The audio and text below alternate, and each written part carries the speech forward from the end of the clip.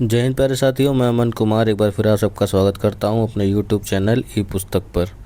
दोस्तों, जैसा कि आप सब जानते हैं कि यूपीएसआई के रिज़ल्ट आने के बाद अब सभी लोगों के दिमाग में यही प्रश्न आ रहा है कि उत्तर प्रदेश होमगार्ड की कट ऑफ कितनी जाएगी। दोस्तों, जैसा कि आप सबको लग रहा था कि यूपीएसआई का पेपर काफ़ी सरल आया है, सब लोग बता रहे थे कि मेरे 140 सही हैं, 130 सही हैं, लेकिन अब क्या हुआ उसका कट ऑफ आने के बाद आप सब जान रहे हैं, उसको बताने की ज़रूरत नहीं है। उसी तरह का दोस्तों यूपी होमगार्ड की परीक्षा के बाद अभ्यर्थियों ने कहा है कि ये काफ़ी कठिन परीक्षा थी और इसको देने के बाद देने वाले अभ्यर्थियों का कहना है कि इसमें कट ऑफ बहुत कम जाएगी। दोस्तों, इसके लिए मैं पहले से आपको आगाह कर दूं कि इस मिथ में बिल्कुल मत रहिएगा कि कट ऑफ कम जाएगी। इस वीडियो में हम आपको general, OBC, EWS, SC, ST, male व फीमेल सभी की कट ऑफ कितनी जाने वाली है उसके बारे में एक अनुमान आपको बताएंगे, क्योंकि हम सब जानते हैं कि इसमें परीक्षा में रिटर्न के बाद रनिंग भी होनी है। तो रनिंग की तैयारी कितने नंबर वाले बच्चों को करनी चाहिए, ये सब आपको इस वीडियो में पता चलेगा। साथ ही आपको बताऊंगा दोस्तों कि इस होमगार्ड की ड्यूटी क्या होती है, इनका वेतन क्या होगा, छुट्टी के नियम क्या हैं, ये सारी चीज़ें आपको इस वीडियो के अंत तक आपको जानने को मिलेगी। चलिए दोस्तों, शुरू करते हैं इस वीडियो को। अगर आपको ये जानकारी अच्छी लगे तो दोस्तों इस वीडियो को लाइक करना ना भूलिएगा। सबसे पहले दोस्तों हम ये देखते हैं कि होमगार्ड का जो एग्ज़ाम हुआ इसमें 75% करीब लोगों ने परीक्षा दी, यानी कि ये एक अच्छी अटेंडेंस मानी जाती है। ये देखिए, समाचार पत्रों के माध्यम से जानकारी मिली कि home guard exam begin 75.33% candidate appear on first day in Uttar Pradesh. दोस्तों, ये 41,424 पदों की वैकेंसी थी, जिसमें पहले ही दिन 75% करीब बच्चों ने एग्ज़ाम दिया। अगर मोटा मोटा टोटल 25 से 27 अप्रैल तक जो परीक्षा चली, इसमें टोटल कितने अभ्यर्थियों ने जो परीक्षा दी है, तो दोस्तों 25.32 लाख कैंडिडेट ने परीक्षा दी है।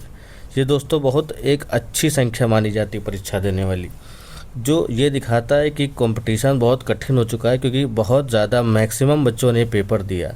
75% अटेंडेंस अधिकतर देखने को नहीं मिलती है। जीडी वगैरह में भी 60% तक मैक्सिमम अटेंडेंस जाती है। तो दोस्तों, अगर 75% और 25 लाख लोगों ने 41,424 वैकेंसी के लिए परीक्षा दी है, तो आप ये मान के चलिए कि इसमें कंपटीशन बहुत तगड़ा होने वाला है। पेपर के लेवल को देखते हुए दोस्तों जिलावार कट ऑफ तो बताना बिना किसी डेटा के संभव नहीं है, लेकिन हम सब जानते हैं कि अभी जो रिटर्न एग्ज़ाम हुआ है, इसका रिटर्न एग्ज़ाम के बाद इसमें जो कट ऑफ आएगी वो रनिंग के लिए आएगी। यानी कि अभी जो एक रिज़ल्ट आएगा, जैसे एसआई का भी जो रिज़ल्ट आया है, इसमें जो बच्चे कट ऑफ क्लियर करेंगे उनको रनिंग के लिए बुलाया जाएगा। रनिंग में करीब वैकेंसी के 3 गुना बच्चे बुलाए गए हैं यूपीएसआई में। उसमें जो बच्चे पास होंगे फिर एक कट ऑफ लगेगी, यानी मेरिट उसके बाद भी बढ़ेगी, कुछ लोग छटेंगे, उसके बाद एक और फाइनल रिज़ल्ट आएगा, तब अंतिम चयन माना जाएगा। उसी तरह दोस्तों होमगार्ड में भी रनिंग का सारा क्राइटेरिया वही एसआई और कांस्टेबल वाला ही है। रनिंग के लिए कट ऑफ लगेगी, तो हम आपको अभी रनिंग के लिए बता रहे हैं कि आपके रनिंग में कितने मार्क्स हो, तो आप रनिंग की तैयारी करें, क्योंकि हम सब जानते हैं कि भर्ती बोर्ड इस वक्त कितनी जल्दी में हो, कितनी जल्दी वैकेंसीज निकाल रहा है, रिज़ल्ट डिक्लेयर कर रहा है, उतनी ही जल्दी वो फिज़िकल भी करा करके फाइनल रिज़ल्ट भी दे देगा। और रनिंग कोई 1-2 दिन में नहीं होती दोस्तों, रनिंग के लिए अच्छा खासा समय चाहिए होता है। तो आप रिज़ल्ट का वेट करेंगे तो हो सकता है आप फिज़िकल में फ़ेल हो जाए। तो एक मोटा मैं आपको बता देता हूँ कि अगर इतने आपके मार्क्स होंगे और आप अभी से रनिंग की तैयारी करेंगे तो संभवतः आप अंतिम चयन सूची में भी अपना नाम शामिल कर लें। तो दोस्तों, जिलेवार कट ऑफ करीब सेम ही जाएगी, 1-8 नंबर का अंतर हो सकता है, 2 नंबर का, लेकिन रनिंग के लिए बहुत ज़्यादा ये सोचने की ज़रूरत नहीं है कि इस ज़िले की कट ऑफ कितनी जाएगी, दूसरे ज़िले की कट ऑफ कितनी जाएगी। मैं यूट्यूब में देख रहा हूँ सब जिलावार कट ऑफ बता रहे हैं अभी से ही। दोस्तों, अभी रनिंग के लिए मेरा मानना ये है कि अगर आप रनिंग की तैयारी कर रहे हैं तो रनिंग के लिए इतना जिलावार कट ऑफ देखने की ज़रूरत आपको नहीं है। अगर आपके इतने क्वेश्चन सही हो रहे हैं जो मैं बता रहा हूँ, तो आप रनिंग की 100% तैयारी करें, आपको रनिंग में बुलाया ही जाएगा। तो दोस्तों, मेल यानी कि पुरुष अभ्यर्थियों के लिए अगर आपके 60+ क्वेश्चन सही हो रहे हैं, किसी भी शिफ्ट में हो, किसी भी शिफ्ट में आपके 25 से लेकर के 27 तक की किसी भी शिफ्ट में अगर 60 क्वेश्चन आपके सही हो रहे हैं तो, और अनरिजर्व मेल में हैं, तो आपको बिल्कुल रनिंग की तैयारी करनी चाहिए। वहीं 58 क्वेश्चन अगर आपके EWS में सही हो रहे हों तो आपको रनिंग की तैयारी करनी चाहिए। 58 क्वेश्चन ही OBC के लिए और 56 क्वेश्चन SC के लिए और 55 क्वेश्चन ST के लिए। अगर आप मेल अभ्यर्थी हैं, अगर आपके इतने क्वेश्चन सही हो रहे हैं तो आपको रनिंग की तैयारी करनी चाहिए।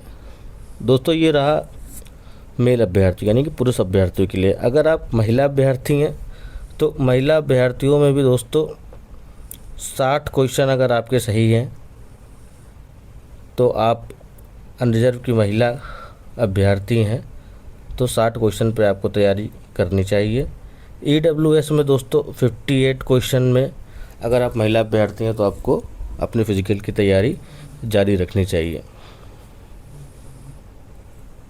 वहीं दोस्तों 55 क्वेश्चन अगर आपके OBC महिला में किसी भी ज़िले में हो, 55 क्वेश्चन अगर आप OBC महिला में हैं तो आपको अपनी रनिंग की तैयारी जारी रखनी चाहिए।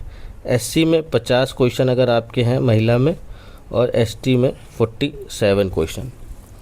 तो दोस्तों अगर आपको लग रहा होगा कि मैं बहुत हाई कट ऑफ बता रहा हूं, तो दोस्तों UPSI का आपके सामने सीधा साधा उदाहरण है। किसी भी तरह के भ्रम दिमाग को मत पालिएगा कि बहुत कम कट ऑफ जाएगी, 45 नंबर पे सिलेक्शन हो जाएगा, 40 पे हो जाएगा।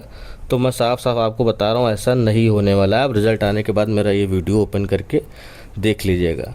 और हाँ, लेकिन जितने क्वेश्चन मैं आपसे बता रहा हूँ इसमें +2 +5 बस 2 से 5 नंबर ही इनके बाद फिजिकल के बाद मेरिट बढ़ने के चांस है। और बाकी इसमें आप ये मान के चलिए कि 65 नंबर तक अगर किसी भी कैटेगरी में आपके क्वेश्चन सही हो गए हैं तो आपका अंतिम चयन हो जाएगा। बाकी जो मैंने आपको अंदाज़ा बता दिया है, इतने क्वेश्चन आपके सही हो रहे हैं पुरुष और महिला अभ्यर्थियों में, तो आप अपनी तैयारी फिजिकल की करें बिल्कुल निश्चिंत होकर के।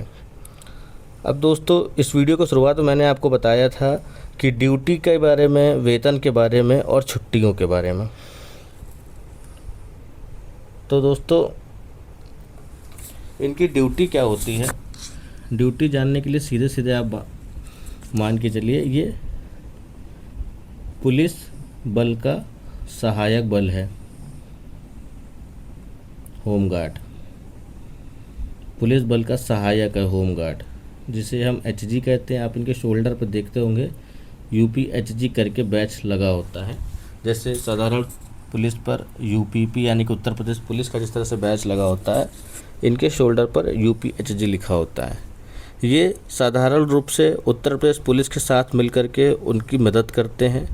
मदद करने का मूल कार्य जैसे इनका होता है, पुलिस बल के साथ जैसे मदद कर सकते हैं यातायात में, यातायात व्यवस्था में मदद करते हैं, बैंक सुरक्षा में मदद करते हैं, जो ऐतिहासिक धरोहर इमारतें हैं, इमारतों में ये मदद करते हैं, और लॉ एंड ऑर्डर पर यानी कि कानून व्यवस्था पर और शांति व्यवस्था बनाए रखने में जो भी प्रयोग इनका किया जा सकता है, वो सारा प्रयोग पुलिस बल द्वारा इनके साथ इनका करके सारी सुविधाएं लेता है होमगार्ड। सारी ड्यूटी पुलिस के साथ रह करके पुलिस की मदद करने का कार्य करते हैं। इनका दोस्तों अगर हम वेतन की बात करें तो वेतन दोस्तों इनका करीब 650 रुपये प्रतिदिन के हिसाब से बनता है, जिस पर DA अलग से मिलता है, यानी कि महंगाई भत्ता प्रतिशत के हिसाब से अलग से बनता है 650 रुपये पे। अभी वर्तमान समय में 60% DA है प्लस 650 रुपये प्रतिदिन का बन रहा है। तो टोटल इनका करीब वेतन जो बनता है वो 950 रुपये उत्तर प्रदेश में प्रतिदिन के हिसाब से बनता है। अंत में ये मान के चलिए वही 27,000 से 29,000 के आसपास इनका वेतन वर्तमान में उत्तर प्रदेश में बन रहा है।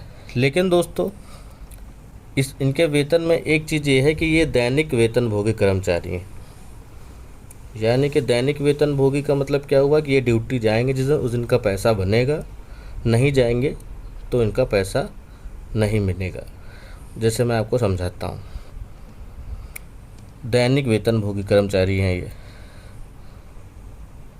दैनिक वेतन भोगी कर्मचारी हैं ये। पर डे, प्रतिदिन के हिसाब से इनको वेतन मिलेगा। आप डेली ड्यूटी जाइए, अपनी प्रेजेंट लगाइए और वेतन पाइए। आप नहीं जाएंगे, एब्सेंट होंगे तो आपको उस दिन का वेतन कट जाएगा, जो इसी 27,000 में माइनस किया जाएगा। छुट्टियों का प्रावधान दोस्तों, विशेष प्रावधान पे आपको अधिकारी दे सकता है। आपकी लिखा पढ़ी में कोई छुट्टी नहीं है, शून्य है। आपको ड्यूटी के हिसाब से ही वेतन मिलेगा। अगर आप ड्यूटी नहीं जाएंगे तो आप पूरा महीना छुट्टी करें, आपको सैलरी नहीं मिलेगी। इससे आपकी सर्विस पर भी कोई असर नहीं पड़ेगा। तो दोस्तों ये आपका वेतन हो गया, ये आपकी ड्यूटी हो गई। उम्मीद करता हूँ दोस्तों आपको सारी बातें समझ में आ गई होंगी। मेल अभ्यर्थी के अगर 65 के आसपास क्वेश्चन सही हैं तो वो रनिंग की तैयारी करे। फीमेल अभ्यर्थियों का मैंने दोस्तों बता रखा है कि 60 क्वेश्चन अगर फीमेल के किसी भी कैटेगरी में हैं, सही हैं, तो आप रनिंग की तैयारी करें ज़ोर शोर से। और मुझसे लिखवा करके ले लें कि 45 नंबर कट ऑफ कहीं नहीं जाने वाली, 46 नंबर कट ऑफ कहीं नहीं जाने वाली। जो कट ऑफ मैंने बताई है इससे 1-2 नंबर ज़्यादा ही फाइनल जाएगी और फिजिकल के पास की यही कट ऑफ जाएगी। दोस्तों अगर आपको ये वीडियो अच्छी लगी हो, जानकारी अच्छी लगी हो, तो मेरे चैनल को लाइक, शेयर एंड सब्सक्राइब करना ना भूलें। और आपकी इस जानकारी को जान करके कैसा लगा, इसका अनुभव हमारे साथ कमेंट में साझा ज़रूर करें।